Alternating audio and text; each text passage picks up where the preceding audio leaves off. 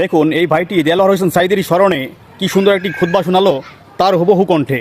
আলহামদুলিল্লাহি নাহমাদুহু ওয়া নাস্তাঈনুহু ওয়া নাস্তাগফিরুহু ওয়া নু'মিনু বিহি ওয়া নাতাওয়াক্কালু আলাইহি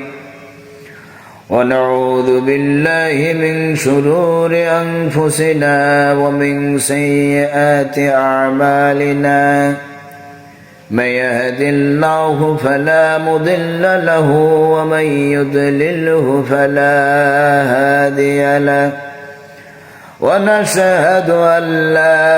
إله إلا الله وحده لا شريك له ونشهد أن محمدا عبده ورسوله الذي أرسله بالحق بشيرا ونذيرا وداعيا